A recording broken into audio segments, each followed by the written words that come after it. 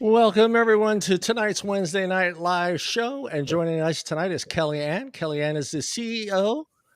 Oh, I'm getting a double replay. You guys hearing that too? Or oh, wait. Negative Ghost Rider. I got it. Yeah. Kellie Ann is the CEO and project facilitator for the VAEP, Vaping Advocacy and Education Project. She's here tonight to share her journey into vaping and how she got involved in the early days of VAEP. I'm going to have a hard time with that one all night. As well as share the current status and goals of the organization. You can find links to VAEP's website in the header, and I'll also be posting those guys throughout the show. I just noticed you had a YouTube. I don't know why I didn't pick up on that. You guys had a YouTube channel, so I'll add that YouTube channel in the link after the show and also during the show, so everybody can find you guys. Cool.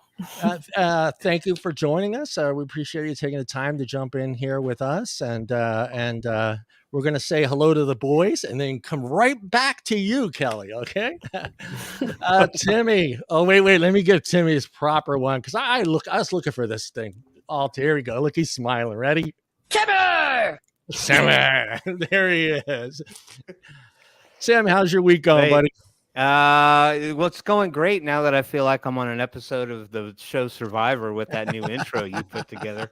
I hope just at the end of it all, the tribe hasn't spoken and I get voted off the island. Actually, I think you just characterized it perfectly. I'd never even thought about that. It's like a reality competition. Exactly. Damn you for throwing me into this mess. I didn't ask for this. No, that's just kind of how it felt, but I liked it. I was into it. So, my week has been busy as per usual. So, wear 50 hats, do 50 jobs, run yourself into the ground until, you just can't walk anymore. So, but I am a little excited. I'm all grown up now.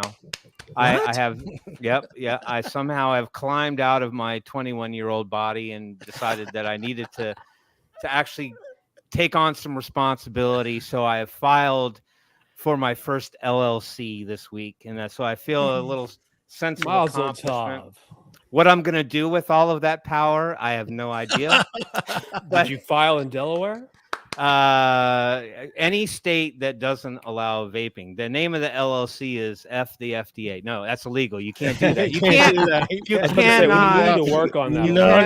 You cannot include any name like that in your LLC. No. So basically, I'm kind of a jack of all trades, master of none. So despite doing my normal IT stuff, I have a logistics and operations background. And so, and I do websites and several other little things. So I pondered and let the gears grind and came up with these really cool, like obscure names that kind of were catchy and different. And then everybody shot them down. And I'm like, you all suck. So I'll come up with something that's a little bit more on the straight and narrow. So it's intended to be Swift Insights LLC. What are you going to do with your LLC, Tim? Well, I'm hoping to pick up some consulting work in the logistics and operations environment, and I'm going to become a Shiba Inu and wear a wig and walk around on the beach. So that's not a wig. Yeah, no, this is real. This isn't Steel Panther hair, Phillip. Tim has the best. No, you're going to go there, Steel Panther. Yeah, no, but at any rate, so it's been a good week. Yeah, Kelly, how's your week going? My weeks are always very busy. Yeah. There's a lot of work being done on VAEP right now. So like in April, I did 256 hours. I log in my hours and it shows me, sometimes I feel like I'm accomplishing nothing. So I record everything I do so that when I look back at it, I know I have done something. You know how it is when you have a lot to do and it feels like you're spinning your wheels. Yep. Yeah. And the days just seem to go by faster and faster and faster. That's the scary. Yeah. That's the problem with independent contracting, is that you don't actually log in your hours as much as you might in another job. And I never really know if I will be getting paid at the end of the day. That's another problem. But hey, other than that, I love it. Yeah. There's no progress report, really. Yeah. And all the way from not so sunny Australia, Mr. Paul, how's your week gone? So far, so good. Still battling with health issues, but I'm battling along. I'm all right. You're here. Fella. That's good. You're here. That's fella. good. I just know it's cold because Paul's wearing a sweatshirt today. It's not so cold. There was rain overnight, and the temperature's been fluctuating. It was sunny during the day. It's beautiful outside, but you come indoors and it's terrible. It cools down very, very quickly. How cold does it get there this time of year? Yeah. Does it snow? It does down on the southern edges, but I'm not really a snow bunny. I'd need to be electrocuted if I went to the snow. I couldn't move. Arthritis now, would we? No, arthritis is a bitch. I'll tell you that right now. Okay. No more comments about arthritis or sciatica or come on, this whole panel's full of sciatica. Okay. Yeah. But how cold? Lucky I got out of bed this morning, Philip. Oh, what the? How cold does it get here? Johnny, we love you. What's he checking his goddamn? And he is out. Let's go swing over. Philip, how's your week going? I'm having a fantastic week. I am still in the midst of remodeling, and today is my youngest brother who passed away in 2012. It's his birthday. I'm sorry. Thank you. He would be 43 today, and this is one of the reasons that I've been trying to get Ryan Marino to agree to join us on the shows, because I don't think anybody else needs to die from an accidental overdose. Yeah. Other than that, it's been a hell of a day. Yeah. And let me see what else is happening. That's a great poll you found from CBSN International. Yeah. Do you believe? Yeah. I love how they word it though. So They're safe. Do you believe e-cigarettes are worse than smokes? And I think it was 72% of the respondents who said no. Yeah. Good. And that was May 30th of 2016. And gosh, I have no idea what happened. Yeah, it was 13% said yes and 72% no. I like how they had both bad, 13%, both good, 1%. Those are like, first name bunch of numbers accounts, unfortunately. But anyhow, it's been good. Kellie Ann, I'm really excited that you're here. I've been stealing your media and your informational pictures and graphs for a long time. You've been doing this for quite a while, haven't you? Yeah. Yes. We incorporated as a Canadian federal not-for-profit in 2016. Mm-hmm. Right at the beginning. Yeah. And the beginning of the nonsense. The beginning of the nonsense, let's say. 2016 for us here in the U.S. Well, I felt that it was earlier than that, and that's why I started the nonprofit, because I picked up vaping in 2013 and I couldn't find very good information on it. So I went to a medical database, as I'm trained to do, and I read hundreds of published articles, and then I wrote my paper, Vaping the Truth, and released that and copyrighted it in 2015. It's not even on our website. I really should put it back on there. But you absolutely should put it back up there. Were you working as an RN in Canada when this? Is that what it's? I was born in Hamilton, Ontario, but yes, I still know very little French and things like that. But my father graduated McGill, and he did his he did his residency at McMaster. And then, residency is a physician? Yes. Well, part of Okay. his residency, and then he came down here to Columbia and decided to stay because, well, a lot of different reasons. Okay. All right, Timmy. We're excited to have you hold here. on. Thank You know what? You know what part this is, Tim. You almost put me on this. You put me on the spot there, John. I wasn't prepared to actually. This is my first time ever doing this, so I'm a little nervous. Hey, everybody, and welcome to this week's edition of the Wednesday Night Live Show. Let's say hello to the chat and see who showed up. Ironically, it never happens. Pam Spraggins, first out of the gate. Good to see you, Pam. How you doing? Let me get past all the trolls, like people like hair full of metal. Have no idea who that guy is.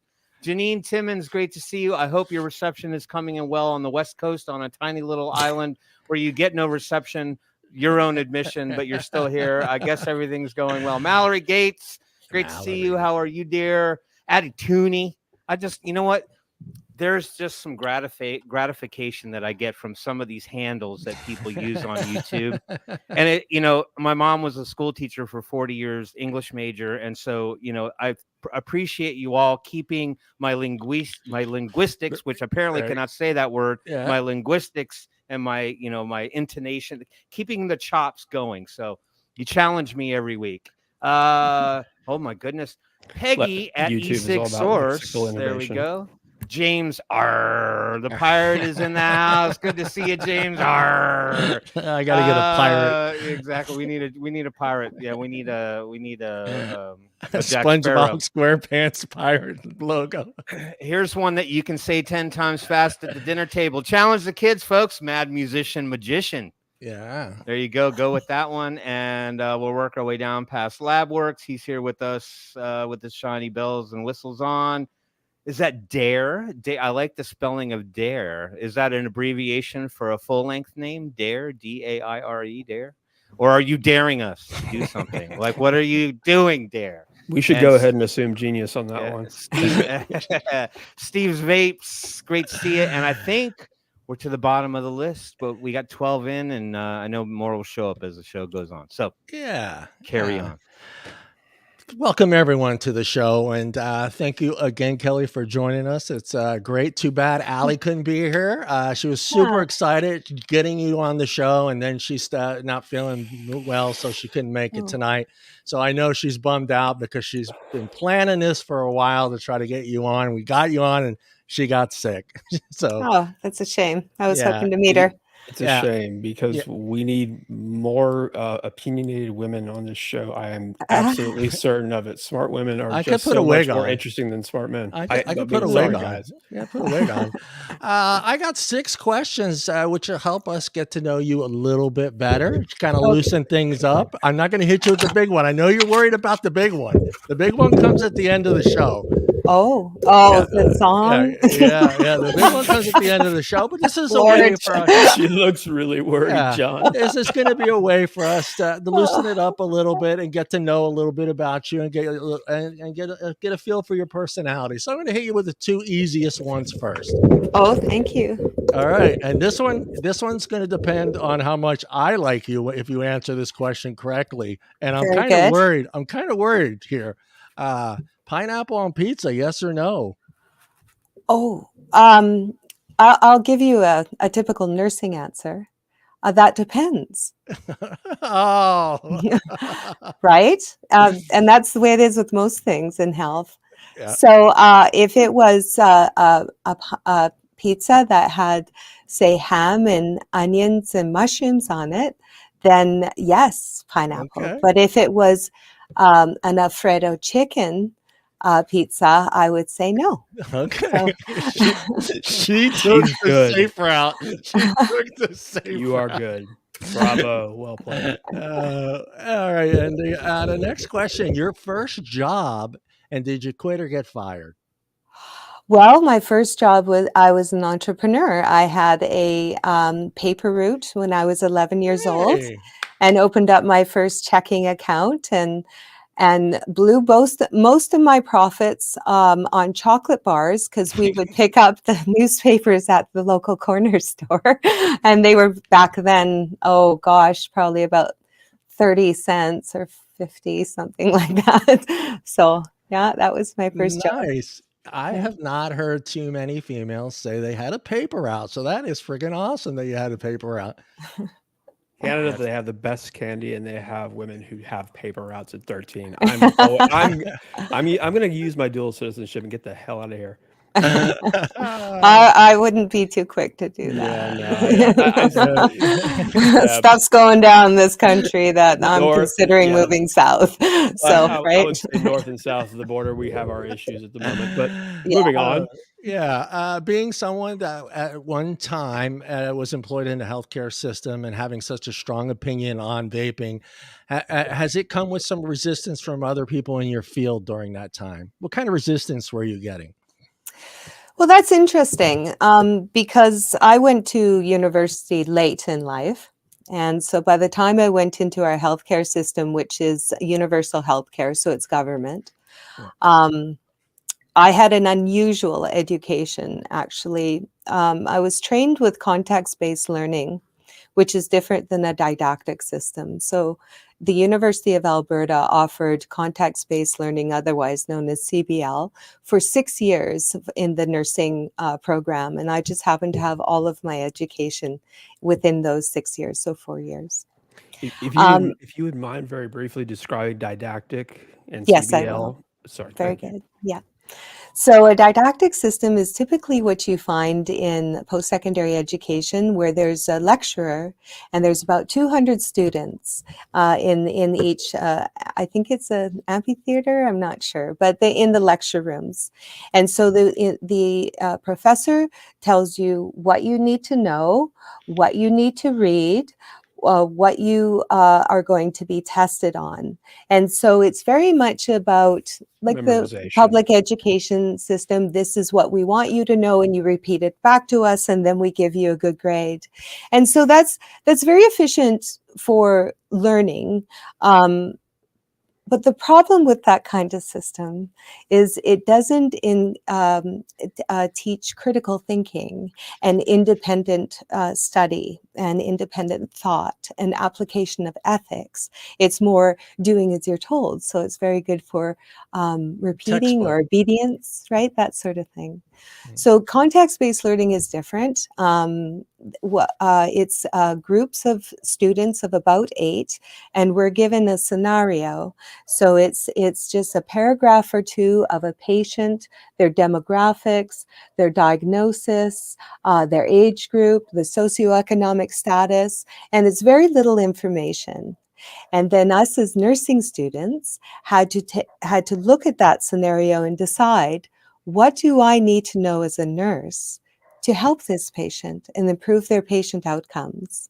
So we were required to only utilize sources that are considered to be credible evidence. And the highest level of credible evidence, of course, is a peer-reviewed published article. But we were also allowed to use textbooks, and then we learned, and this is part of our training, to trust agencies. And don't boo me, but this is what we're trained to do. And I've learned since that reality is different. But agencies like CDC and FDA and Health Canada, WHO, or any nonprofit that specializes in that area. So if I have a patient with diabetes, I would go to the Canadian Diabetes Society, and whatever I could find of theirs would be considered credible, because those agencies are charged with doing the research and staying current and unbiased and reviewing the scientific evidence and then reflecting that finding on their publications.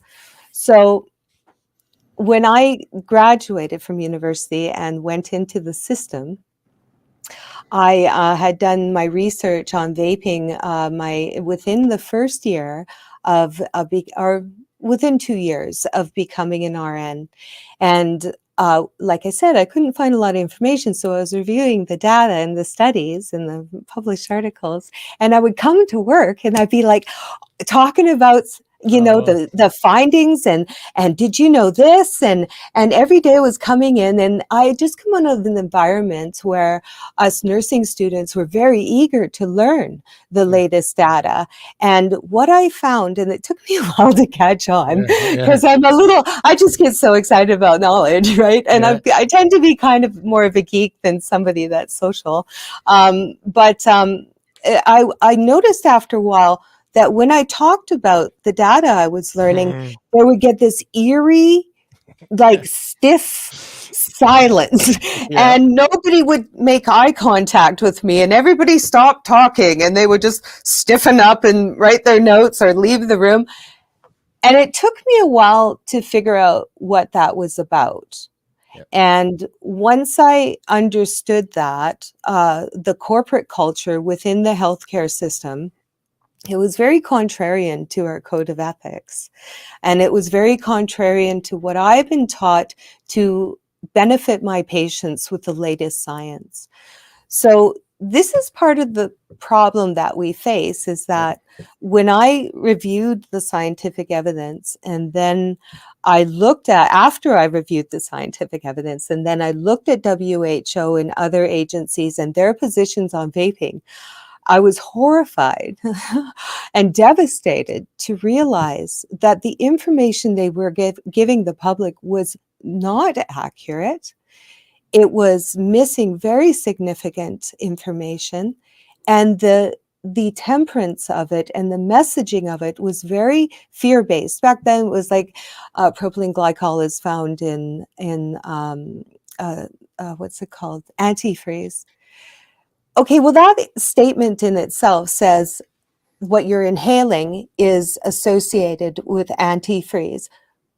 But that's misleading. The largest ingredient in antifreeze is water, right? And they didn't go on to, but they were making an association of danger to something that was harm reduction. So when I realized that, I became very depressed. Because the agencies that were formed to serve the public with the latest scientific knowledge to improve public health outcomes were what I thought was they were giving deceiving messages about something that is the most preventable cause of disease and death in the world. And so as an RN, and at the time, I have to make sure that people understand I am not licensed right now. Right. And that frees me to speak quite openly. But at the time, I worked in the system, and I was an emergency nurse. And so when a patient comes in, I can be dealing with a life or death situation, and they may have diseases or conditions that I'm unfamiliar with, or drugs they're using that I've never used before. So I have to be able to find information like this. And I have to be able to trust that information. Now, once, it's like kind of like if somebody lies once, right? So it shook the foundation of my nursing practice, because I felt like I couldn't implicitly trust those sources that I was trained to trust. And this is part of the problem that we face as truth tellers and the medical community. We're not just asking a physician or a nurse or an addiction specialist or a respiratory therapist to look at the data and make a decision. We're asking them to trust their sources of information that they utilize every day. So that's part of our challenge. That was a long question. No, that's okay. It's perfect. Thank you. Very grateful for Timmy. that thorough answer. So, given that you encountered those deceitful messages, I like you and everybody here, the more we hear them and the more they're put out into our space, it's deflating, right? Because we know that we're on the right side of the argument. So this is just a contrast and comparison. So knowing what you know now, and the trusted sources have put out a mixed message, let's call it a mixed message, maybe not the most advantageous one, to people taking up vaping to help them to quit smoking. Where does that leave you with those agencies in trusting other things that they say now moving forward? Because certainly in the minutia, problematic. Certainly in the minutia, there's probably truthful things that they're saying, but now the truth seekers ourselves are going, should I trust that now? Is that really COVID. I'm not trying to get. I'm not trying to become controversial here. I'm just saying it opens the door to start querying and questioning everything they say now. Yeah, it would have been unnecessary of me to start this nonprofit if they were being truthful. You know, I don't know if you looked up my work history on LinkedIn from March 2020 to Halloween of 2021. I was a traveling RN specializing in COVID. So you saw a lot, I imagine.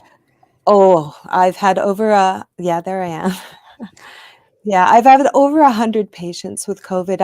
I would travel from outbreak to outbreak. And by then I had been a vaping advocate for 6 years, and I always go to the science for information. So even our ground zero in Canada was Northwood in Halifax. And I just happened to be there because I was out there going to do lectures for VAEP because they had a vaping ban and they shut everything down. So I couldn't do that. So I contacted the college, their provincial college, and said, I'm an RN stuck in Nova Scotia. And every day Northwood was on the news, and it was like another 2 more COVID deaths, 3 more COVID deaths. It was really ramping up the fear. And I said, I can have my scrubs shipped out and I'm willing to volunteer and work in that facility because they had lost about 150 of their staff because of the government. Well, our government offered them a 3-month paid vacation if they left their position. So it was a long-term care facility. Now, why would I do that at the beginning of the pandemic? Because I was already reading the science, right? I wasn't listening to the government. I wasn't listening to WHO. Because of my experience as a vaping advocate, I knew that I had to go to the science. And there were 2 studies that came out. One was the Princess Warship, and the other was a cruise line. And this is like, it's like a dream for somebody that's into science, because these are isolated populations, and one is of the geriatrics population predominantly, and one is healthy young adults. And an outbreak happened on those ships, and without outside influence, you get very accurate data as to the presentation and the progression of the disease, what kind of comorbidities affected severity and morbidity or death, right? So I knew from looking at those studies that all that data just mirrored a typical seasonal virus. And I thought, oh, this will be over in a couple weeks. And then so that's why I volunteered at the facility, because they were desperate, and it was the hardest working I've ever done. And I have a letter of accommodation from the facility. But I started to recognize the strategies that authority were using to give messages to the public that were were parallel to the strategies they use to deceive or be dishonest about vaping. To achieve a certain amount of compliance, maybe? Yep. Compliance and fear. Like fear seems to be the big motivator. Like that's how you get people to get on a bandwagon. Do you find that to be a very effective motivator? Well, that's the nature of human beings. I mean, think about it. When that dinosaur is chasing you, you don't really think about what you're going to eat tonight, right? Or is it dangerous? I don't know. I'm running, right? I don't care. Or if you're Jeff Goldblum, you simply say, I'm fairly alarmed here. And you just get in the back of the truck. Yeah. Paul, you are up, mister. got to unmute yourself first. No, There you go. I do understand that. I was reaching across to unmute. Good day. Smart cookie. Kellie Ann, when you're out in the field doing that type of work, working in and around COVID patients, and you were actually seeing the parallels between the scare tactics that they were putting out in that part of the community and the scare tactics that they're putting out in this part of the community, you were there as a nurse giving treatment and harm reduction, trying to help people in their journey.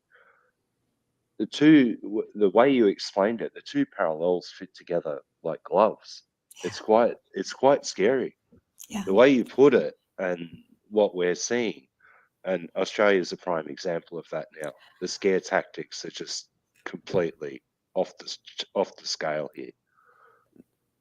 The draconian measures in Australia were dumbfounding to me. I felt for your country. I really did. That's one word for it. And yesterday, our new illustrious health minister handed down more recommendations. Yeah. One of them, and this one I wanted to touch on. Now that we have plain packaging here in Australia, they're now talking about using those same graphics on liquid bottles to scare the crap out of people. Oh, wow. The ones on cigarettes? Yeah. Okay. Yeah. They're wanting to use those same graphics now on liquid bottles that they're going to be selling at the pharmacies. What would your take on that be, Kellie Ann? Well, I'm pretty determined to succeed at our goal of making the truth about vaping common knowledge throughout the general population, and the more of these antics and these sort of strategies that they're using to make the public think the absolute opposite about harm reduction, I think bring it on. You're just showing what you are. And when we help your population make informed decisions about vaping, you will be held accountable for that.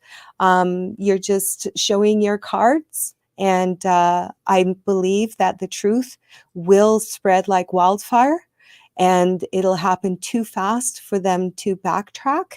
And they're going to be caught with the egg on their face, I think is the description. I mean, I can't, it's so malevolent to discourage somebody to not utilize a product that's 95% safer. That's so incredibly malevolent.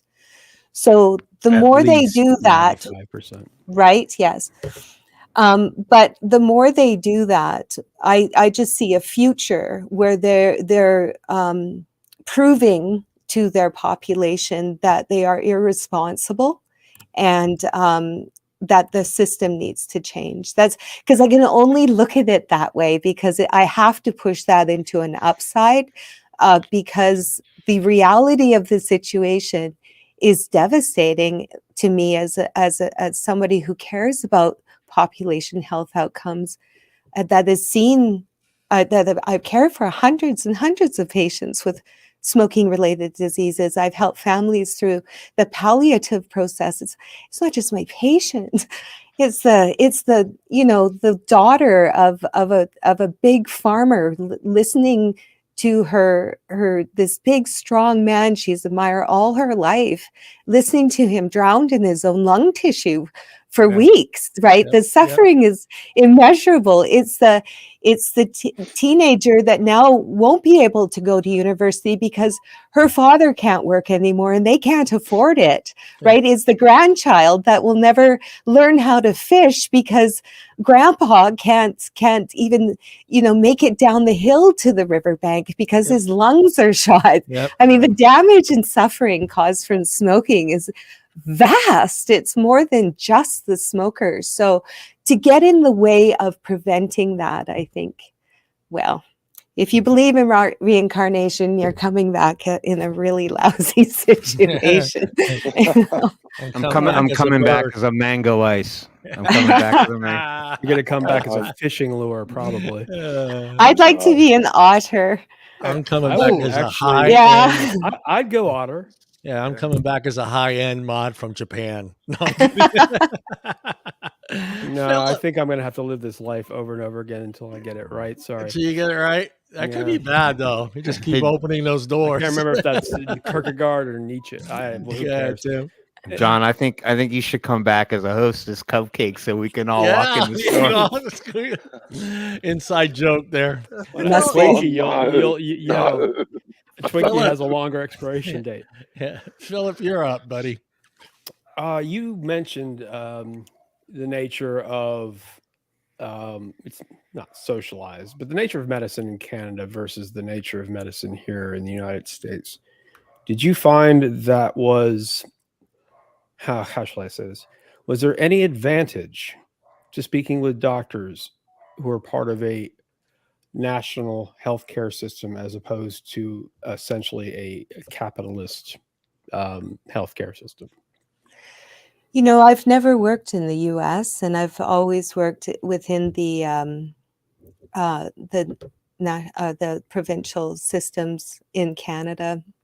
But I can tell you, from what I observed during the lockdown, I saw this. I recognized the same sort of blind obedience system that. From physicians who are simply not wanting to discuss the merits of safer nicotine products versus cigarettes because of the word maybe nicotine. Who knows? Well, it's kind of like if you don't toe the line and do and say and believe and recommend exactly what you're told to, you are risking your career. Really? Because it's a hierarchical system, and the policies are dictated from the top. Now, I don't know how much input they have from the frontline workers up in the U.S., but it's also a corporate structure. It is regulated by colleges and institutions that. From what I can see, were violating their professional code of ethics. They weren't during the lockdown. They were punishing doctors and nurses that did independent research, communicated those findings, and advocated for change, and that were contrarian to policies and recommendations from agencies. So I saw a parallel there. And I would imagine that parallel is congruent through all aspects of our practice. So it might actually be more dangerous for them to step out of their, I guess, the criteria of their given specialty to listen and perhaps recommend these alternatives to smoking, because the government can literally punish them based on what it is that they're recommending versus what the government allows them to recommend. So I suppose that was not the answer I was expecting, but I can see that too. Yeah, well, you know, we do have, and we're supposed to have a certain amount of autonomy with our practice, right? Because, I mean, if I have a patient that has a disease I've never heard of before, there may not be a policy on protocols. And part of my passion in nursing was always teaching, right? I'm still doing it. So I could do, if I found time, independent research to learn more about the specifics of their disease and treatments, maybe complementary medicine or, supplementation or non-pharmacological interventions. So we're supposed to have that autonomy because each patient is unique, right? But in the last few years, I've watched doctors and nurses being persecuted by the regulatory college and by regulatory bodies for doing exactly that. And the conflict comes when our professional code of ethics is enforced on the members by the regulatory college, and yet when those nurses, like Canadian frontline nurses or American frontline nurses, are good examples, when they have done independent research and shared those findings, then they are actually persecuted by the college, which is supposed to uphold the code of ethics. So I think what we've seen is regulatory capture, right? Yeah. It's sad because both the nurses, the doctors, and the colleges, and any of the other professionals in that field in healthcare have taken the same oath. They all take the same oath. So it's just sad to see that there's so much difference in disparity between what the nurses feel like and what the doctors think, and what, let's be honest, corporations feel needs to be done when it comes to vaping. Before I ask you your next question, we have one from one of our somebody in the chat. God damn, John. I'm having one of those moments where my brain just shut off. Mallory has a question for you. Shall I read it? Yeah. What is the most proud moment working in your organization? Oh. What was the worst one? And what was the worst? She wants to know both. Being on the show here. Hey, my most proud moment. Gosh, I don't know if I've had too many proud moments. I'm quite critical of my own work. Yeah. Oh, I know. This is I found one. Well, when I was last winter or fall, when I was setting up our online shop called vapemail.com, but it's VAEPmail.com. Yeah. I was looking into buying merchandise for sale. And I talked to this young man named, I'm going to use his name. I won't say what business, but his name was Connor. And boy, this fella was the best salesman ever. I called his manager to talk about them, and his manager was like, oh, what? And I'm like, I got to tell you, if I would steal him from you, you've got to keep this guy. He's fabulous. Anyways, I could tell he was, under 30 and full of energy, and he was just on the ball. So one day we were talking about reusable bags, and because I was tossing around the idea of having reusable bags to send to vape shops so they could use them, and that would have our logo on it and help their customers learn about VAEP. And so we're talking about that, and he goes, Kellie Ann, I don't understand why a vape shop would want to promote your nonprofit. Don't you tell the truth about vaping? And I said, Connor, have you been to our website? He said yes. Boy. And I said, have you read our website? And he said, well, no, not really. I said, okay, well, I've got you on the phone. Is there a computer in front of you? And he said, yes. I said, go to vaep.info. And he was on there. And I said, you see that first button that says the basics are simple? And he said, yes. I said, I tell you what, why don't you take a quick look at my page, at that page, and then the next time I talk to you, you can tell me what you learned. So that's the new, that's the latest rendition. Nice version. Very good looking, very streamlined website, by the way. Oh, I self-taught myself web design. This is the 7th revision. I'm really happy where it is now. Anyways, so the next time Connor calls me, I said, so Connor, did you read that webpage? And he says, yeah, and boy, was I wrong. And I said, well, how long did it take you to figure that out? And he said, not long at all. And I knew it. You had him. I built something that worked. No, it must be proud because it makes me kind of teary. That's awesome. I hate to do this because it always pisses Paul off when I put this picture up. But let's be honest, both of your two countries, don't get mad, Paul. Don't get mad, Paul. But both of your two countries have ties to this individual. Bum, bum, bum, bum. I'm wondering, easy, Paul. I'm just wondering how much, if any, influence you're getting from the UK on your part of the world there in Canada? Is there anything going on that is helping draw you more to what they're doing in the UK? In regards to vaping? As regards to vaping, yes.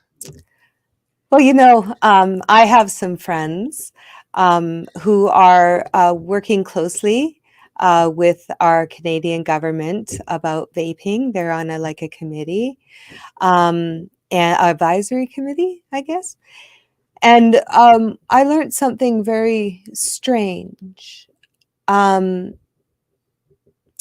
When it comes to medical information or scientific medical information, we use science from all over the world. Right. So if I'm doing research on, say, diabetes, and there's a great a study that was done in Thailand, as long as it follows the scientific process and has an ethics committee, then I can use that information because I know it's gone through the rigorous rules of making sure data is accurate and unbiased, and right.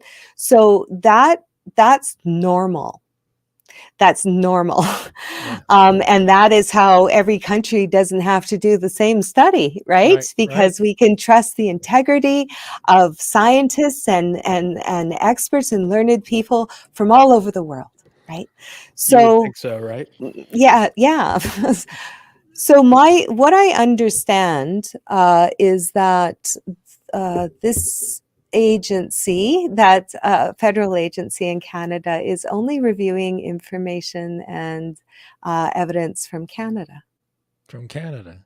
So it's a very a very extremely unusual thing, and greatly convenient if you don't want to review the evidence from the UK.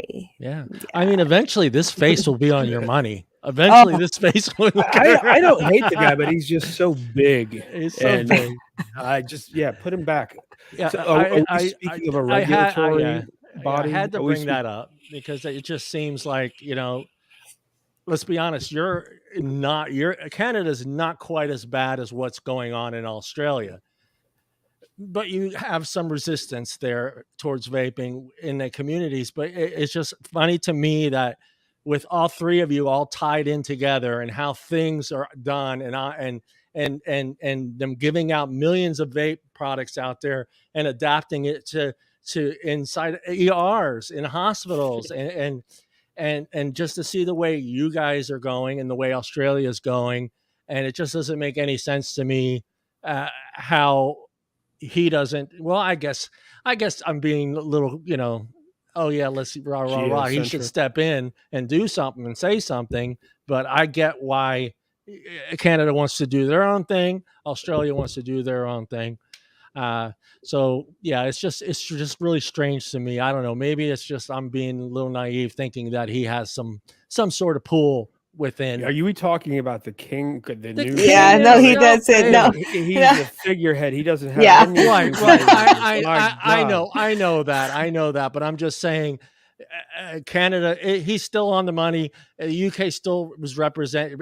Canada. We're part of the Commonwealth. You're part of the Commonwealth. Yeah. And you would assume everyone would adapt what the hell is going on in the UK and seeing how they have just embraced it and said, hey, this is going to save not just the people in our country, but the money, bottom line, are the dollars that are coming in that are being spent to help these individuals later in life when they do get lung cancer and end up getting very sick. It's a good thing you're not Quebecois, otherwher you probably punch the screen when he throws. So I'm gonna hit you. I can assure you though, that all other areas of health, the global scientific evidence is being considered. It seems to be very specific that they are negating or not considering data from outside of Canada just on the one topic, as far as I know. Yeah, okay. Maybe they just don't like him. But I'm going to hit you with a fun one before we throw it to Tim here on your next question here. What was your first car? The first car you owned? It was a Volvo, a 1971 Volvo 142 5-speed. Nice, Yeah, I nice. can drive a stick. That is so Canadian. That is so Canadian. I love it. Nice, nice. Timmy, A good you thing. are up. Unmute him. Yeah, no, I had a tank as my first car. It was a Chevy, a 1968 Chevy Impala. Yes. Nice. Should have mounted a gun on the front of it. It would have looked cool.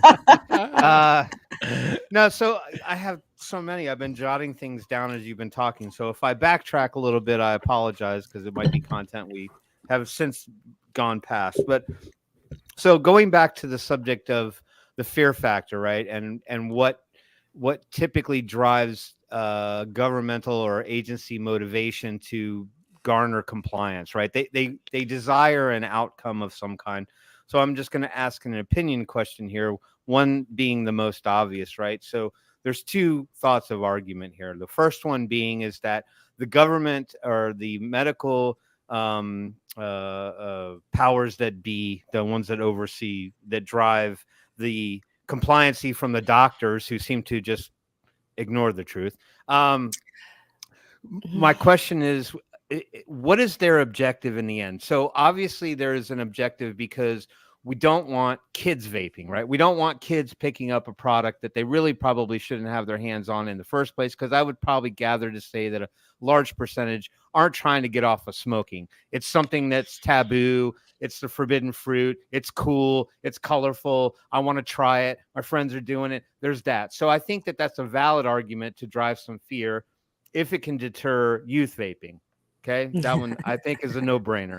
What is their objective with adults if they're driving the same arguments of fear? Why do they want adults to quit vaping? I'm curious on your opinion. I have my own, and I feel like it's to thwart or be preemptive to the unknown, right? That we don't know what vaping is going to be like to people in 30, 40, 50 years, like we found out with cigarettes. If we scare everybody now, we never have to cross that bridge. But that's my question to you. What's the objective on both sides to drive that fear? Well, I can't speak to someone else's objectives or motivations, but I can tell you what that's a 3-part question. So I might ramble on for a while. It's Tim. It's a 2-part question. That's called a double entendre. Now I see three points here. Yeah. Three very important B points. of A, number 1. So I haven't kept it secret what I think the driving force is behind the oppression of harm reduction for smokers. And I'm very open about this. When I say I'm speaking as VAEP because I'm pretty much it. I think the reason that they want, or the motivation when things don't make sense from an ethical perspective, because ethics would say we want a healthy population, we want to reduce suffering, and we want a productive population. When actions and strategies of people in positions of power, such as authority, is contrarian to those ethics, it's usually money. So I have a couple sentences I generally say back to back, and that is smoking makes people really sick, and sick people are profitable. Yep. And so that's what I think the real pushback or the real motivation is that smokers are a cash cow for industries that profit from the suffering of our citizens, right? So I think that's the pushback more so than tobacco. I think tobacco would like to stop being the bad guy, and they can corner the nicotine market. So that's why I think they're using a fear-based narrative to discourage smokers from switching to harm reduction, and to produce public perception that vaping is not harm reduction and it's harmful. So if you really want to scare people, put out a Save the Children mantra. Yep. So now when it comes to youth, and I can speak at length of this, it is 93.3% of smokers start before they're 20. And that is because normal human development in adolescence involves risk-taking and sensation-seeking and experimenting with adult taboos. We all did it. That's how we became smokers. Now, video 5, I think, is called How Smokers Are Made. And that really goes into this in 2 minutes. But it's a numbers game. So the only difference between me and a non-smoker, or somebody that never took up smoking, is that I experimented with those 100 cigarettes. And once a youth has, or anyone, an adult, has smoked 100 cigarettes, they have a 93% chance of loss of autonomy. That means they're becoming addicted. Okay, so the tobacco industry relies on youth experimentation to make the next generation of smokers, and then the pharmaceutical relies on those smokers for future profits. Okay, you have a great I don't know what you call the media infographics that talks about the percentage of children who go on to be smokers who have parents who smoke. It's actually my favorite of yours. It's something like 73%, I believe. 72% of children that grow up with one parent in the home, children that grow up with one parent that smokes in the home have a 72% higher chance of smoking uptake. And that's our video called Think of the Children. And they're all 2 minutes. So that goes into that. I've been shamelessly using that on Twitter for years, and I thank you very much for that statistic. It is harrowing. It is. I'm glad you find it useful. Paul got sucked up by a dust devil. They have dust devils there in Australia. Yeah, I'm sure they do. Phillip, go ahead. Can I finish those points, please? Because I think they're very important. Thank you. Thank you for indulging me. Yeah, please go ahead. So that is how smokers are made. And for decades, scientists added a multitude of chemicals and tested these things to make cigarettes far more addictive than tobacco. And as little as 65% of a cigarette is actually tobacco. And they can add up to 600 different ingredients to make it very addictive. So it's a numbers game. Now, vaping has interrupted that process. Okay. Now we're looking at nicotine dependence, not smoking addiction. And the difference between between addiction and dependence is that dependence is when you use a substance regularly and you experience withdrawal without it. So a good example of that is caffeine. Okay, but it doesn't cause disease. Where addiction is, you go through withdrawal without it, but the habit that is causing that dependence causes disease. So like alcoholism and liver cirrhosis. Okay, so vaping has come in, and it has interrupted the smoking process. And we have a video on that. That we have one for Canada and the US. I think it's number 14. But it shows that once vaping became introduced into mainstream, the reduction in smoking rates over historical data, accelerated once vaping came along, because they were inhaling nicotine on that was easier to inhale, easier to conceal, that tasted better, right? So they try vaping and they wouldn't go to smoking. Now that person's not going to become a smoker. Okay, they may become dependent to nicotine, but it doesn't cause disease. Right? Okay, so the fear-based narrative. I did a video very recently. If I could put my glasses on, I could probably tell you which one. I think it was 17. So I can't play them. No, but I'm just trying to remember what video it was. The title of it is Helping Smokers Doesn't Harm Youth. So what we did in this video is we took the data from the UK and found out how many youth have never vaped. Okay, and it was 80%. Wow. Okay, and then we took the data for the same year for the USA, And the percentage of youth in the USA that had never vaped was 83%. So they're virtually the same. Okay. But then we compared the messaging about vaping to the public from the UK and the messaging from the US. So very different messaging. UK is, this is a harm reduction strategy. We encourage smokers to switch. Here's a free vape. You can vape on hospital grounds, but you can't smoke. Yeah. Go to your doctor. They'll give you a vape. And in the US, it's like, we don't know the long-term effects, and it's got a whole bunch of toxins in it, and it's killing our youth.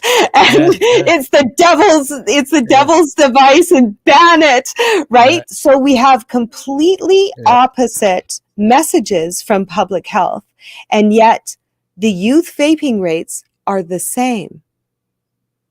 So then my last line, if I can remember it correctly, because I've said this a million times, I'm sure, given that there's different strategies from public health messaging and the rates of vaping are the same, how many smokers have been diagnosed with a smoking-related disease because their health authority didn't tell them that vaping is less than 5% the risk of smoking? Okay, so that's my thoughts on fear-mongering and youth vaping. And as to long-term effects, we have another video on this because they're key concepts, right? If you know all this stuff, you're going to make an informed decision about vaping, right? So the long-term effects. When cigarettes, the modern cigarettes were designed to become the most addictive substance on the planet, according to some sources, like Public Health England, I think. When they were designed, we didn't have the technology that we do today to analyze aerosols in smoke and many other things. But since then, over decades, we have developed incredible tools and diagnostics and scientific gadgets to be able to study substances and then study how they affect human health. And it's all cataloged, thousands and thousands of substances. We have very good understanding of what level a substance a human can be exposed to without causing harm. Okay, and like 2 decades, vaping has been on the market. It has been, there's tens of thousands of studies. It has been analyzed and analyzed and analyzed, and so far it is not associated with any disease. Okay, so the long-term effects it is a valid query, and we are going to continue to observe over time the effects of vaping, but so far it looks like a miracle, quite frankly, especially when you compare it to what it's replacing. I always refer to it as a public health milestone. Indeed. I almost said oi, oi, oi, but I know I'm not supposed to say that. So go ahead. What does that mean? I heard it was bad. Sound like my Jewish grandmother. Don't go there. It's actually quite bad. Yeah, it's bad. Kellie Ann, those numbers, it's hard for me to put it into words because I also do a lot of research, and it's quite interesting that the other side of the planet takes upon harm reduction in a completely different way to the United States, Canada, Australia, and just about every other country. How can we, let's just say, modify the other countries that aren't listening, modify their thought process, or how can we get the real numbers put in front of them so they can actually understand what's really going on out there? I'm lost these days. I really am. Well, that's where we come in. There you go. Okay, so my strategy for the last 10 years is a nursing strategy, and that's to facilitate informed decision making. So I have watched advocacy agencies work extremely hard and spend millions of dollars and go through probably millions of hours of meetings with authority, and they're just getting kicked in the teeth, right? And the reason I feel that is because of public support for banning harm reduction. And the reason they are doing that is because they are not making an informed decision. The information they're receiving is inaccurate, and they don't realize that what they're doing is they've been tricked. They've been tricked into banding together to destroy the solution for smoking. That's how I feel about it. So what we do is we review the scientific evidence, but then we relate those findings in learning tools that are easy for the average person to understand. So I use a lot of color, and that the humans are attracted to color. We keep it very short. We keep things in conversational English, but everything is referenced. So whoever would like to, they can look up the references of our information and read the studies for themselves. And by the way, I am open to all criticism. If something that is our content is inaccurate, if there's new evidence or if there's contrarian evidence, I want to see it. And I will change our content based on new information, okay? We're not set in stone. We are honoring the scientific process to benefit the public. No, I've actually seen you in a conversation online on Twitter where someone did present a correction to something that you had posted, and instead of going back and forth and being insulted, you said, "Thank you very much. I'm so very grateful for this correction." Yes, exactly. And I think that shows integrity. I think that's something that takes some getting used to, and I'm so happy to hear that. Well, I've gotten used to it the hard way, and I think it's really great if all of us can maybe keep our minds open to the possibility that we might not be completely right. Yeah. Phillip, you're up, buddy. Let me see here. I don't know if I answered that question, though. Oh. Did I answer your question, Paul? Paul, I don't think I did. I just rambled on.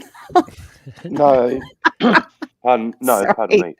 No, you've answered it for the most part. And again, how do we get the information to the people? That's my strategy. Because here we're also seeing something else quite interesting here.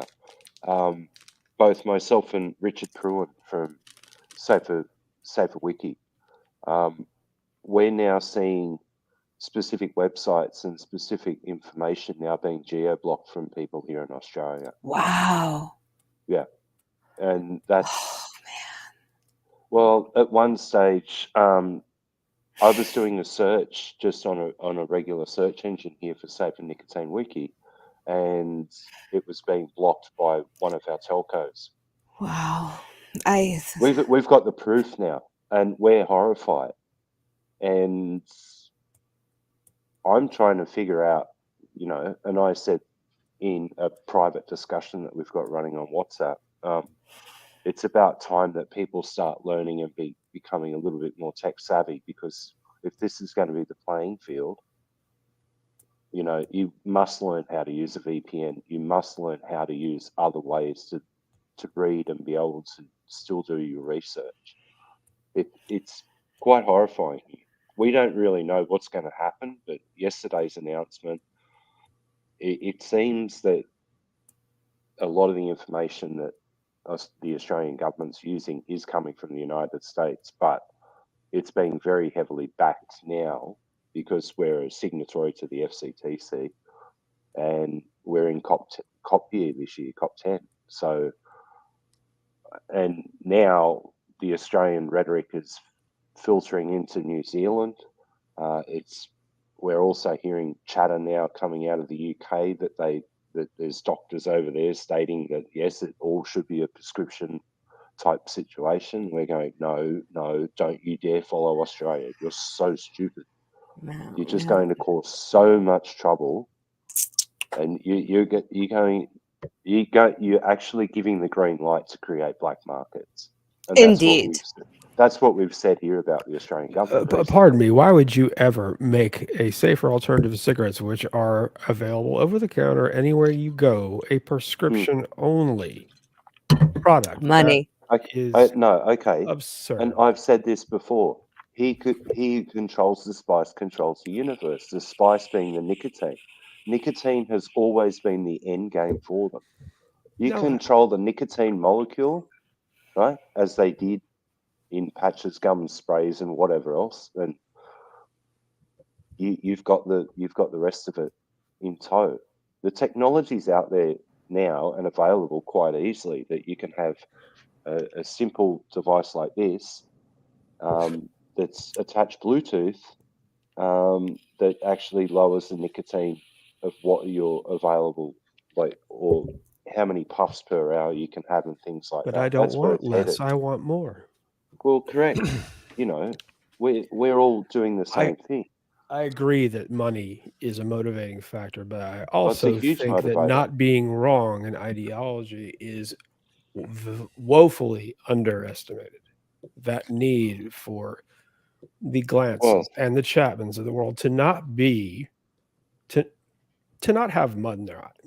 That is something that I think we continuously and consistently overlook. Yeah. Because if you're just following the money, you have to follow the pride too, to an extent. And they're so obviously flawed in their logic at this point.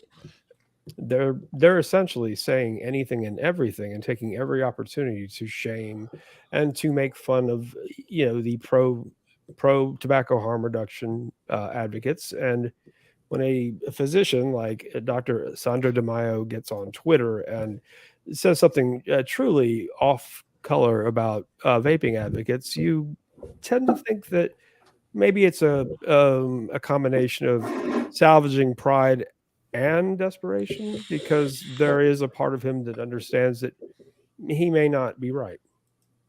And Steve, yes, it was Joule 2.0. The Hale system that Bloomberg had his finger in also worked on the same system, and 3 other companies have also got a very similar system to it as well. It's controlled via Bluetooth in the amount or the dosage given. So there you go. Yeah. All right, Phillip, you have a question, Kelly? Me? No, Phillip. Oh, sorry. Phillip, you have a question for yourself? That would be impressive. Why don't you ask me a question? You've been wonderfully forthcoming and so brilliantly even-keeled, soft-spoken, to the point, and very, very, very Canadian. Yeah.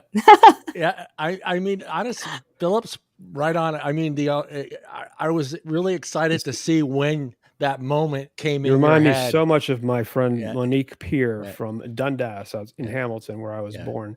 It's shocking. I suppose I do have a question. Is the province of Quebec, it seems like, what province would you say presents the most challenges as far as changing hearts and minds?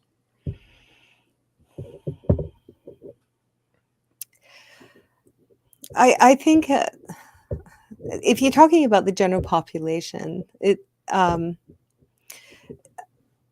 I think if people are exposed to information in the manner that they can digest it, and we've designed our resources so they circumvent the cognitive dissonance.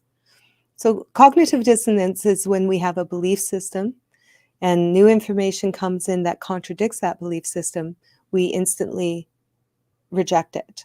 So if you're going to, talk to somebody about vaping and it contradicts their beliefs, then they'll just reject what you're saying. So that's why we designed our resources in a manner that circumvents that, because it attracts the person in because of color and and formatting. So we're using professional motion graphics, that they get caught into the information before they have an opportunity to resist it.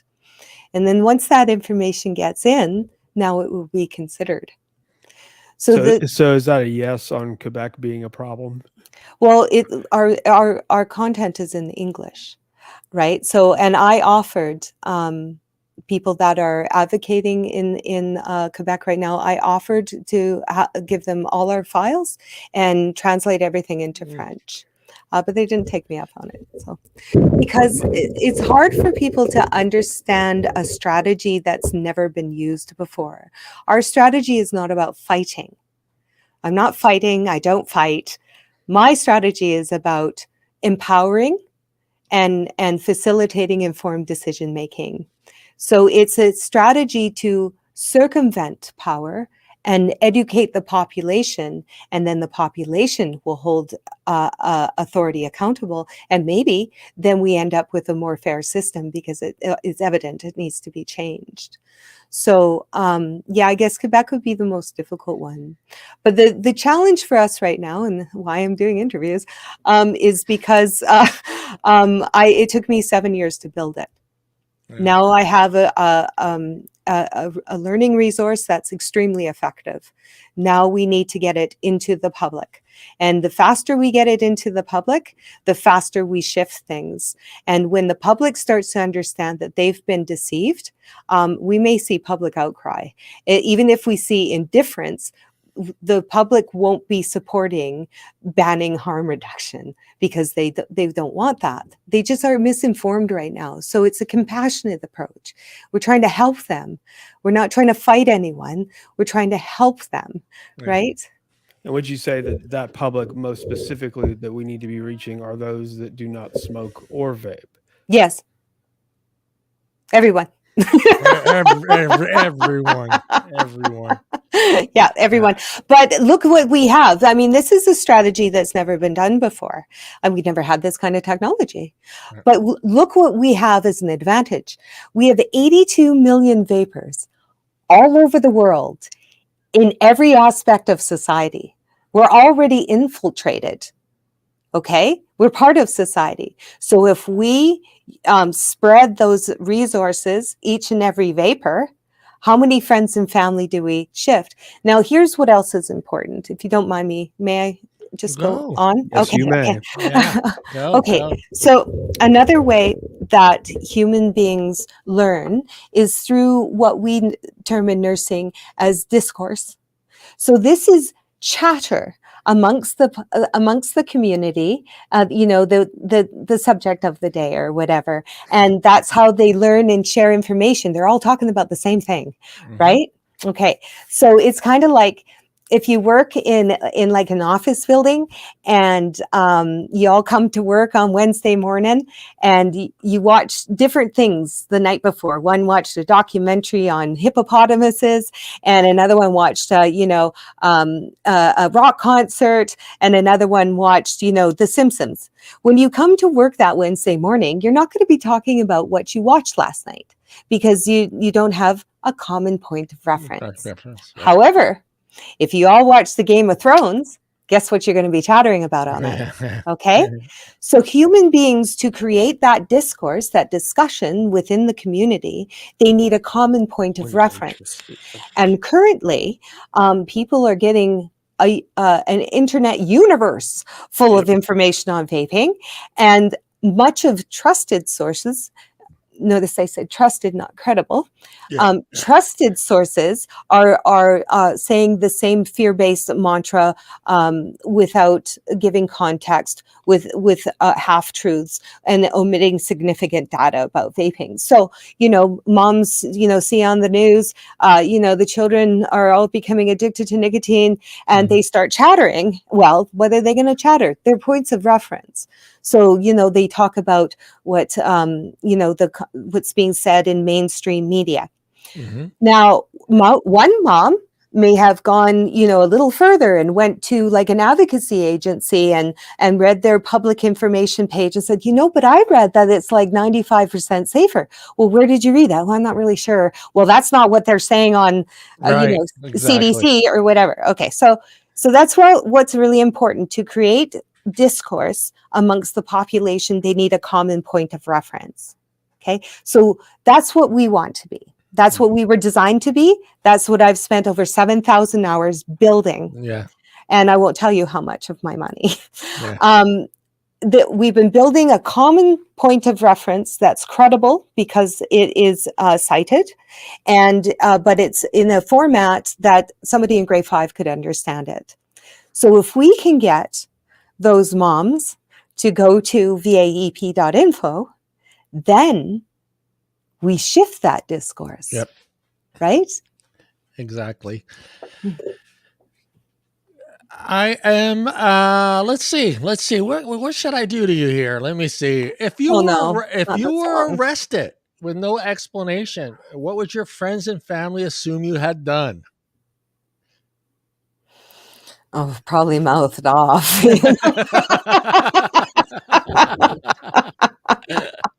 Yeah. Yeah. Yeah.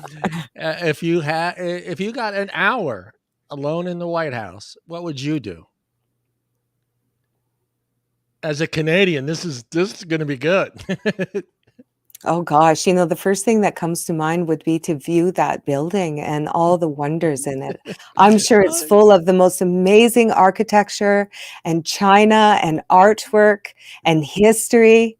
Yeah, that's I to talk to politicians, I wrote a letter. That's the best answer we've gotten.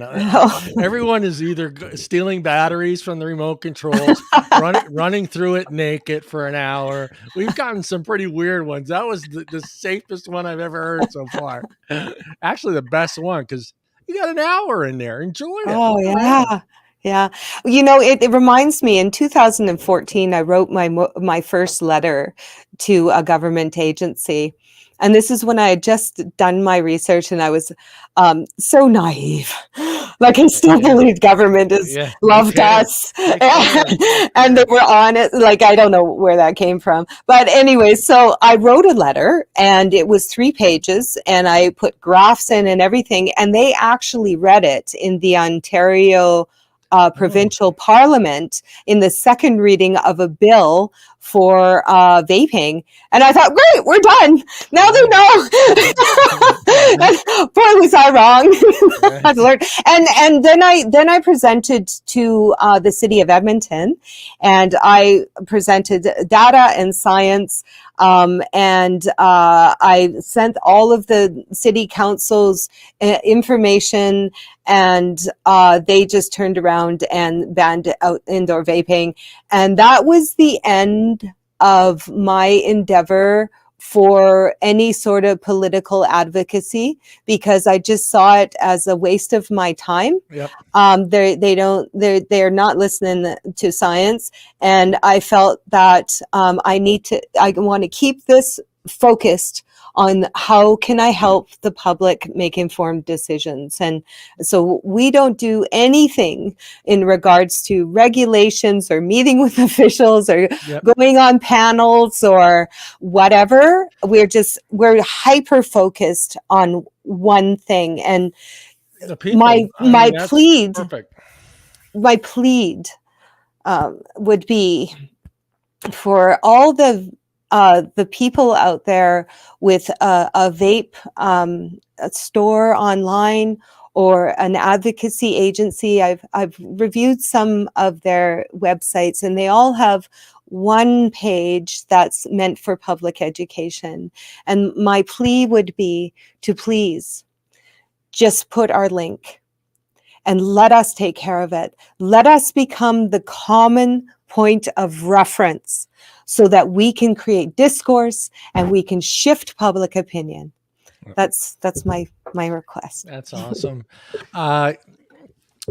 I come from a family of a lot of nurses, so I can see how excited you get when you're speaking about being a nurse. Do you miss it? You miss it? being Deirdre's- around the patients? My significant other, Deirdre, is a nurse, and she's had a lot. Of I mean, my experience aunt just retired. My aunt just retired after 35 years, and she can't wait to help someone. It's like, Yeah, I know, right? Yeah, Deirdre also did Flexi during COVID for a bit, and it mirrors your experience very well. Yes, and there's a National Citizens Inquiry in Canada right now. Yeah. I've listened to endless hours, and listening to the doctors and nurses confirm my perception of what happened. And I've offered my testimony because I worked in Ground Zero. Do I miss nursing? You miss the patients. Do you miss? I miss the money. You miss the money. Yeah, I do. Yeah, Yeah. the COVID nursing I did, I saved all my money because I knew they were going to mandate the vaccine early in 2020. Sorry, the injection. Yeah. And so I saved all my money, and then my last day was Halloween 2021. I took a few months off, and I picked up VAEP again in March of 2022, and I've used all of my. I've funded this project to this point so that we can build the resources, and I could support myself and purchase our merchandise and stuff. So I worked very hard in COVID so that I could bring VAEP onto its feet and offer it to the vaping community as a solution. Yeah. But I'm always nursing. Always nursing. Every time I look at a person, I'm assessing. I can't help it. That's my aunt. Whenever somebody has like, I want to talk to you, Paul, after the show, because maybe I'd be able to give you some tips on how to get over your RBS. And really, we learn a lot in school. Yeah. And we learn a lot of what's known as higher nursing. And this is where we make nursing plans, and we do research, and we empower our patients with knowledge. And once you're in the system, you don't do a lot of higher nursing because we are extremely short-staffed. The population is very unhealthy. So we are running from task to task to task to task. And it's almost like working in a factory and, medication administration and doing your interventions and hopefully you get a break and you get a really strong bladder. But I must, there's a good, I think it's 20% of the population or thereabouts are on antidepressants. Yeah. And I feel that we should be prescribing volunteer work before we prescribe psychoactive medications, because I think that what we are missing in our world today, or I can speak for Canada, is we've become really isolated from each other. And we've seen that even further in the last few years. And we are a communal creature. Mm-hmm. We need contact with each other. And there's a term in nursing called a giver's high. And it's real. And if you want to feel better, put a warm blanket on an old lady. I mean, your heart just... Ask her first, though, right? Well, probably best. In Alabama, anyway, you should ask her. Right. So, I will never stop being a nurse, but I am a former nurse. I cannot use that that term. Right. Okay. Yeah. No, my aunt still, I could walk by her and she'll be like, let me see that spot. I'm like, go away. Don't touch me. Don't look at the spot. I don't need to know. Let me see that. Yeah, I can fix it. Yeah. No. All right. You ready for this? Are you ready for this? All right. The first song you remember learning all the words to was, and can you sing a few bars for it? Lord. Here we go, guys. Oh, yeah, I'm blushing. It's your hair tone hides it. You're good. Do this. Well, I'm sure that I'm not the first one. Oh, look, I'm that this is the song. I feel dizzy all of a sudden. I'm hoping it's a tragically hip tune, but I doubt it. I wish it was. I mean, I'll do Rush. We can do that. Pornographers, Alana Morissette. There's a lot more different songs I would prefer singing. So it's of course I'm a little teapot. Yeah. Yeah, there you go. I don't know the words to that one. Well, I gotta go. I don't know the words to that one. You're gonna have to sing that one because I've never heard that song before. Well, it comes with actions too. Yeah, it does. Do we know what It's like key the it's in? Macarena. Don't worry, Kellie Ann. We're your support system. There's a lot of children on this panel right We will now. help you through the song. We're assuming the teapot. Maybe you can sing it with me. Little Yeah. teapot. Pot short and stout. Here is my handle. Oh no, here is my spout. When I get all steamed up, then I shout, just tip me over and pour me out. I think that's the song to that game show, isn't it? Probably is. With they give you letters. Wheel of Fortune. Wheel of Fortune. No, it's close. Actually, I think they may owe. Yeah, whoever wrote that song, they owe them royalties. But it's close. But I don't think quite. It's cricket. But that's a good point. Good night, really. Janine. Good night, Janine. That was outstanding. Yeah. Well, thank you for helping. One last question: Are you a thespian? Pardon, what? A thespian. I don't know the definition of that term. Someone who is in the arts, acting, actress. An actress. I'm a science major. Yeah. But I have learned that I have a creative flair with VAEP. No, it's to be someone who is comfortable, in front of the camera or has a little community theater experience. The truth of the matter is, that if you look at any feed of mine, you will find no pictures of me. My standard answer is I don't like having my picture taken, and it has been since I was a child. There have been more photographs of me in the last 3 months than in my entire lifetime combined. I am moving through my greatest fear, which is to lose my autonomy and my privacy. Yeah. And I've never sought attention. I don't like to be the center of attention. But I've come to a point in my advocacy where it's not about me. And what do I need to do to get the job done? So now there's lots of footage of my face. Yeah, I would be honest. It was really hard for me to find a picture of you. So you're still in that. You're still in that because I had the one that I did find, the one that I used for the thumbnail. Your most recent. Yeah, I asked Allie to ask you if it was okay to use that one because that was the only one I could find. And she's like, yeah, she said it's good to go. But Phillip said something earlier about how level-headed you are when we're talking and about this subject. And like I was trying to say earlier, I thought it was just awesome, that question that was asked to you about that moment. And you just can see how you lit up. And when that moment came up and how excited you got. This is an exuberance that can only be Canadian. Right. Truly. Yeah. It was really awesome to see because, I think it is infecting. It is. Yeah, exactly. I mean, I think we're missing a lot of that in this community. I think we have so very little of that happiness and just to be see proud of that. Yeah. Yourself, so yeah, it was really awesome to see because it was like that light went off and you just all of a sudden it was like that. You went like this. Yeah, you just got super excited. So that was really, really, really awesome. It made me feel good that you had that moment. So and we got to see that moment. So I think we need a lot more of that in this community and industry. Is excitement, just excitement. Timmy, hold on, Tim. I haven't used it in a while, so I got to hit you back. I got to hit you back with it. Here he goes. And Timmy. There it is. You need to rig up your keyboard so all you have to do is hit like a button, like map the T key to Timmy, and then Mallard. Yeah, exactly. I had 2 mallards growing up as a kid. My dad worked. He worked.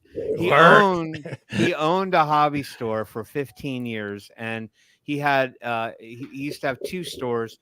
And down in the basement of the art side, because there was like one side was like models and rockets and trains and Tim all had kinds the best of toys at Christmas. That kind of stuff. And then on the other side, it was all art related stuff like yarn and needlepoint and paints and down in the basement, he did professional framing, and he had this guy named Dick who worked in the basement, who did all the framing for him, and Dick lived on a farm. So one day, Dick brought my brother and I two mallard ducklings. Oh, wow. And so we got to, obviously got them at the cute and furry, tufty stage, which was awesome because, that's sort of like when they imprint on you and all of that fun stuff. Yes. So obviously, and then of course came the challenging part. What are we going to name these ducks? So I have a younger brother who's 4 years younger than me. He just turned 51. I'll be 55 here in about less than a month. So we're like, you have that sibling rivalry. It's like, somebody's got to rule the roost to determine what the pairing names are going to be. Like if we wanted to name one Oreo, the other one would surely have to be named Cookie, right? So there's a tie-in here. So being that at that point in time, and they were so young, and I don't have any knowledge of ducks, I'm just letting them swim in a tub and feeding them and making sure they live. No shampoo. So I decided to, being the older brother, I decided to drive the decision making on what the ducks were going to be named. Had no idea what their actual sex were because I didn't know how to test or look or see. Like you can't just pick a duck.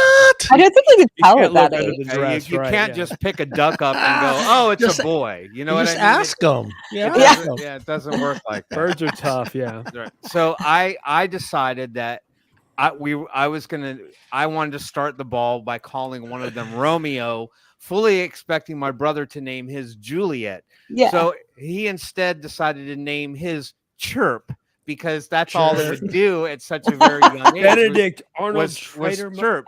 Now here's the dichotomy of that whole story is that while I was devastated he wouldn't name his duck Juliet and he named it Chirp, as the ducks finally grew into what you commonly see as a mallard duck, and you can see the coloring and you can tell the difference between a male and a female.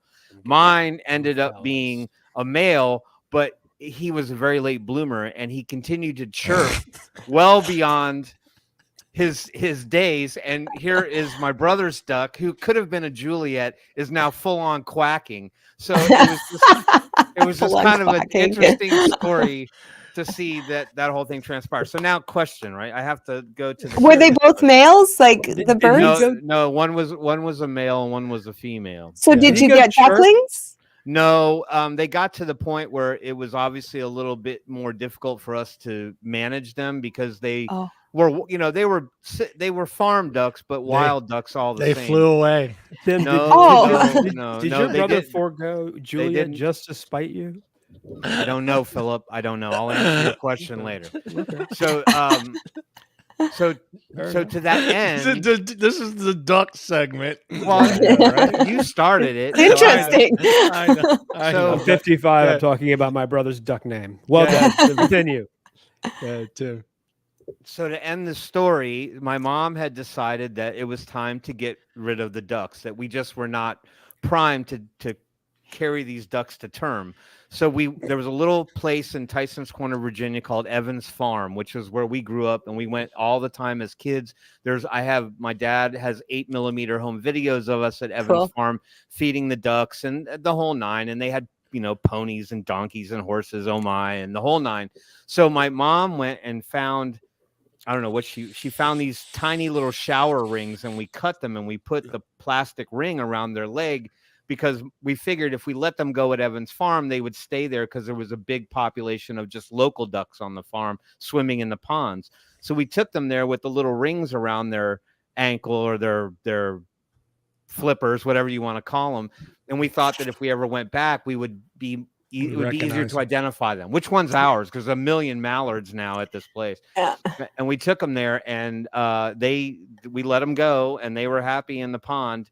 And then we would go back and we would look and look and look and look and look. Never saw Romeo and Chirp ever again. So Oh, I you're hope lucky. all ended well. That is well, but Yeah, you're lucky you didn't have a Sicilian grandmother, because you would have had duck for dinner that night. Oh, it's so good. John always reverts to wanting to eat every living creature that we talk about on the show. It started with penguins, then it went to seals. No. All right. Now the ducks. All right, so. I don't know what it is. Yes, Seal I am John, one of there's those- an Asian restaurant just down the street from you. If you want to go have some duck, I know there's it's a place. wrong. I know it's wrong, but for some reason, I just want to taste penguin meat. That's all. Okay. Oh, All right. oh. All- It's really chewy. It's not. You've had it? Stick with duck. no one. Penguin's not edible. I No, don't absolutely. think.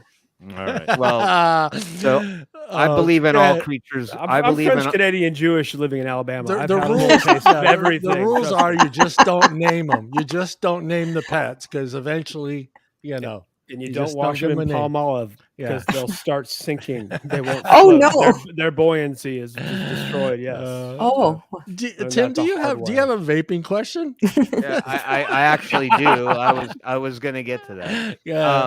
But so at any rate, I believe in all creatures, great and small. So there's my stance on that. So I wanted to talk about.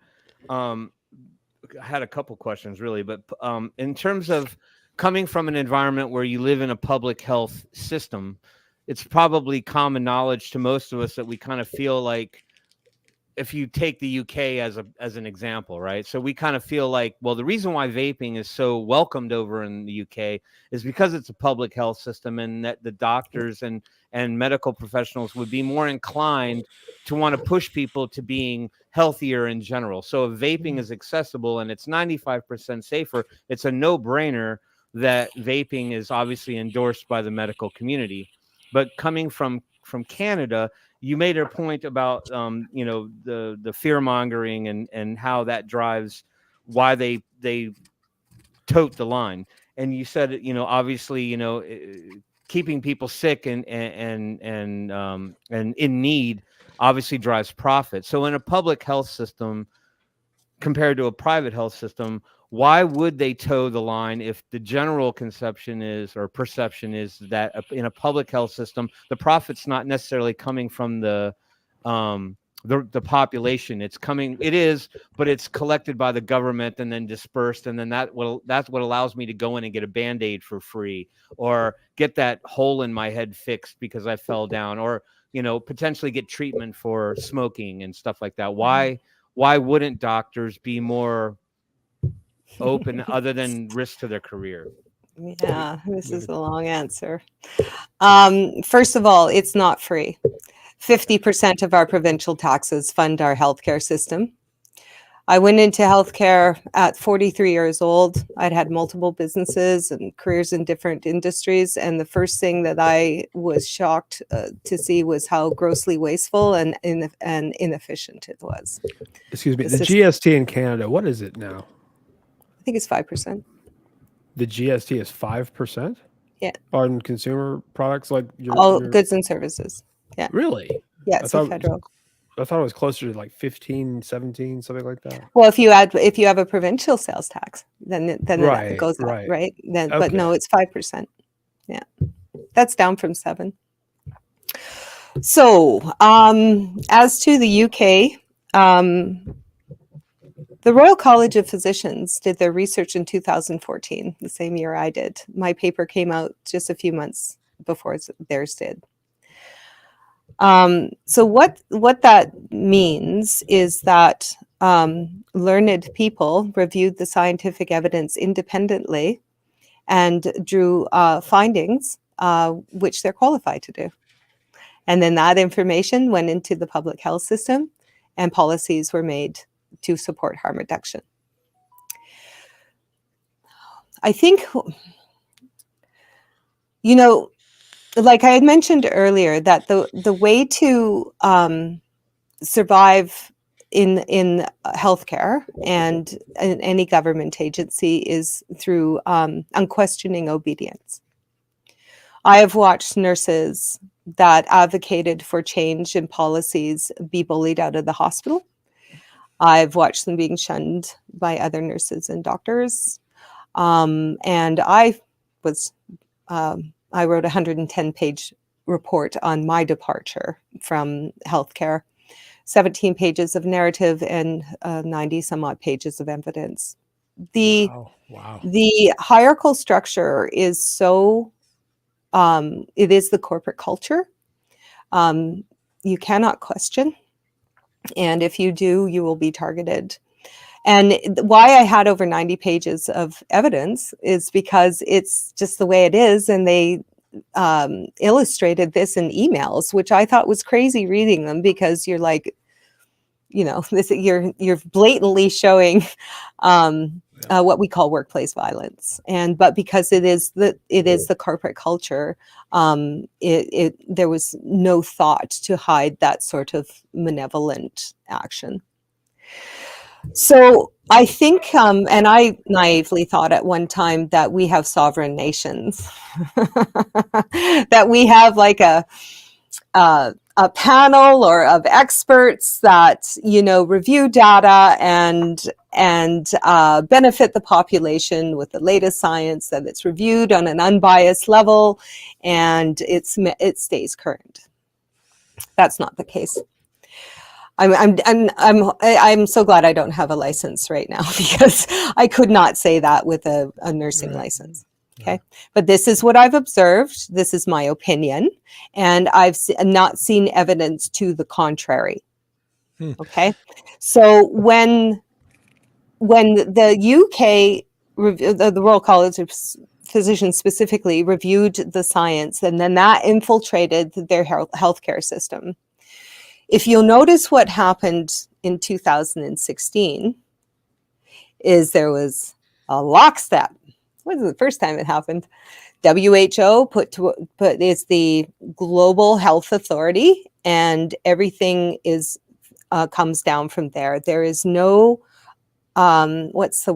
safety mechanism or firewall between WHO and sovereign nations to say, wait a minute, we want to review your evidence.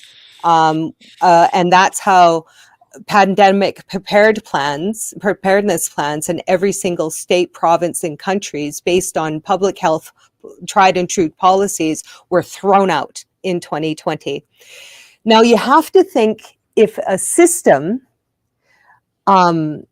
advances up the ladder, people that are obedient, okay, and they have risen in their career because of obedience, and they're not critical thinkers, they don't do independent research, they don't apply ethics, they do what they're told, they think what they're told, they believe what they told, and they say what they told, right?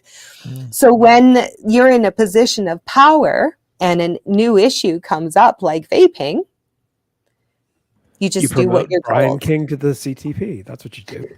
So you'll notice that on a global scale in 2016, there became a narrative about vaping that was congruent with the WHO, and the UK stood alone. And that's why. That's my answer. Real quick question. Was there a specific event or something that took place that finally that you finally said, I need to separate myself from being a nurse and go in this position and go in the direction that you're going today? Was there something that happened, or was it just a bunch of things that finally you just said, I'm done? I'm driven by ethics. I have a responsibility to the public, with or without a nursing license. I consider every person on this planet to be in my care. I am accountable to them. And I gave up my dreams. Yeah, my dream was to become an international travel nurse. I was going to learn how to cook curry in India and float into the Dead Sea and walk on pink beaches and make hundreds of thousands of dollars and retire early and in a third world country like Thailand. And I worked my whole life to get there. But when I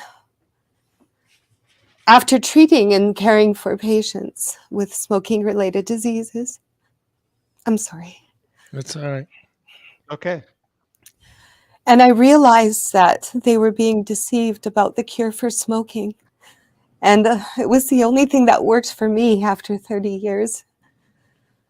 I couldn't go forward with my dream without a guilty conscience. So I threw my life away, and I've lowered my standard of living and given it literally everything I have, because I believe that I'm the only person in 7.5 billion people that had this idea to empower the population with truth. And I've spent 7 years building that. Listen, you're like a wussy. I'm not a sissy. No, you're not. And you've done anything but throw your life away. You're amazing. Know that. Admirable. I see so much of my aunt in you. It's crazy. It's Don't crazy. I'd like to meet her. Please don't ever think that Crazy. for 1 second. Yeah. You've done something that I too felt it was involuntary to get in. To get calling. into this. Yeah. Yeah. Well, there are very few people that smoked as much as I did when I found vaping. Therefore, it sort of felt I was compelled to get involved. And I understand what you're saying. And please don't for 1 second believe that you've thrown anything away. You've done something admirable by any standard. Well, maybe what I mean by that is I threw away a secure future. That's the goal. Everyone's goal. It's scary. There's no question scary about feeling. it. Yeah, It is. it's a scary feeling.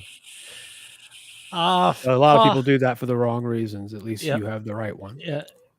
Well, I have a community of 82 million people, and if you help me, I can help you, and if you help me, then I don't need a high Kellie standard Ann, of living. Are you propositioning me over here?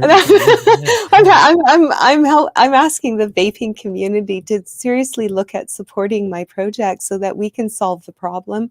Yeah. And then it'll make it easier for all those advocacy agencies that are killing themselves trying to get fair regulations. If we can shift public opinion to support vaping, and I'm sure there would be outrage that they've been tricked. We can solve this problem and save it, and we can eradicate smoking, because it's not just the first world. They don't want vaping in the third world where smoking rates are rampant, and that it's illegal in Thailand and India, right? So that's a cash cow, and I'm sure there's a price in my head that just went on. Well, we had what was his name? Yeah. What was his name, Tim? We had from South Africa.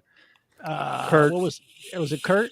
Yeah. And it's just amazing how he was talking about the smoking rates there, and how vaping is being just kind of trying to be taken away. And here's an opportunity. These are people that get very little information, and they're being told wrong information to continue smoking, and it's pretty sad. It's pretty. Don't they all have a cell phone though? Supposedly, yeah. Well, they can access our resources. Thanks to Google. Right. Google So l'chaim to the collective effort. Yeah. They have. Remember, Tim? They have cell phones, but the only problem is they don't have power. So it's kind of hard to charge the phone when you don't have. You have blackouts. Is South Africa okay? No, they have lots of power in South Africa. It's just there's a very high crime rate, so everything is behind an impermeable wall or gate or guard tower or something. So it does feel a little. Well, no, remember he said he had to have a generator. I wasn't on that show. I was. Oh, you weren't on that show? Yeah, he had a generator. I watched it after the fact. It was pretty. There's some scary things going on in that country. Yeah, there's some everywhere. True. We have about 8 minutes. Anybody out there in chat want to throw Kelly a question? Go ahead and do it in the chat. And anybody here want to throw out another question? Actually, I could tell you what we're doing next. Yes, you could do that right after you answer the last question. Okay. Are you ready? This is to help us kind of get an idea what was your favorite toy growing up, Kelly? Your favorite toy? Oh, my brother's Tonka toys. Yeah, for Tonka. sure. Yeah. Yes. Yeah, the Barbies never got out of the package. I was a tomboy. Hell yeah. I was the only girl they'd let do sports with them too because I could keep up. That's right. Yeah. Nice. Until grade Oh, 8 yeah. when puberty hit, and then I've never really gotten over that. Yeah.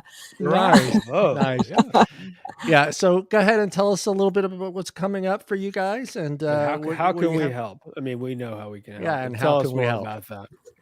Well, because we're a Canadian not-for-profit, we have all the rights and privileges of a nonprofit, and our articles of incorporation are very clear that what we do is we help people learn the truth about vaping based on science. So that's what we do. So we are able to advertise in mainstream media and social media. So our next project is we are filming commercials. Oh, nice. Right, for mainstream and social media to get the public to visit our website, and we quickly convert them to pro vaping. They allowed that. That's amazing. I was not aware of that. Well, we're a nonprofit. Good luck Yeah. stopping us. Yeah. Like, really, we have rights and privileges. Hey, right on, sister. Right, so this is where we need help. Well, these cost money. These videos we're kicking out are costing me thousands of dollars a month. They're not cheap, but they're effective. So we need to raise about a significant amount of money to shoot these commercials and then produce them.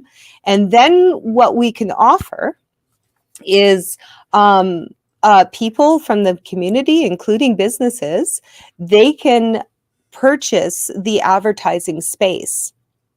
So if you want a billboard in your neighborhood with our QR code on it, you got it, right? And we usually get nonprofit rates, and we'll tack up a little bit of a what do you call it, a tip for us, because we have ongoing costs, right? But if you wanted to target all the Twitter users in, say, your hometown, you can purchase that, and we'll run that ad for you. So this allows us to make the resource, and then that gives the community the ability to share that message, professional commercials, in their locations, to start shifting public opinion, little pockets everywhere. Okay, so that's one thing we're working on right now. I also have a mass education campaign designed. It's a section on our website, and it consists of 3 pages, one for vapors, one for businesses, and one for distributors.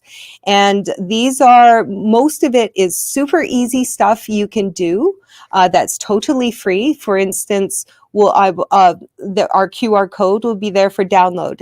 Every vapor should have our QR code in their phone gallery. And if anybody asks you about vaping, you just have them scan it, and we'll take care of the rest. So there's a whole bunch of easy to do strategies in this mass education program.